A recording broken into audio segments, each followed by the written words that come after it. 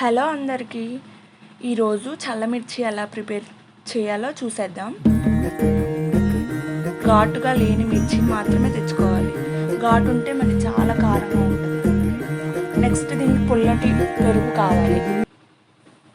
ఆ పుల్లటి పెరుగులో కొంచెం ఉప్పు, కొంచెం పసుపు వేసి బాగా మిక్స్ చేయాలి. మిక్స్ చేసిన తర్వాత మనం ఏదైతే మిర్చి తెచ్చుకున్నామో అది బాగా వాష్ చేసి కొంచెం సేపు అలా గాలికి పెట్టిన తర్వాత ఒక సైడ్ ఘాటు పెట్టాలి. ఘాట్లు పెట్టిన తర్వాత ఆ మిర్చిని అన్నిటినీ తీసుకెళ్ళి ఆ మజ్జిగలో వేసేయాలి. వేసి 1 డే అలా ఉంచాలి. ఉంచిన నెక్స్ట్ డే మనం ఎండలో పెట్టి మళ్ళీ ఆ మిర్చిని తీసేటప్పుడు మళ్ళీ ఈ మిశ్రమంలో వేయాలి. అలా 2 days చేసిన తర్వాత ఆఫ్టర్ 2 days ఇంకా మనకి మజ్జిగతో పని ఏం లేదు. డైరెక్ట్గా ఎండబెట్టేసుకుంటే అలా 2 days ఎండబెట్టేసుకుంటే మనకు చల్లమిర్చి అనేది బాగా ప్రిపేర్ అవుద్ది. నెక్స్ట్ అది వేయించుకొని పప్పులోకి కానీ, రైస్లోకి కానీ, పచ్చళ్ళలోకి కానీ చాలా బాగుంటుంది. చాలా టేస్టీగా కూడా ఉంటుంది.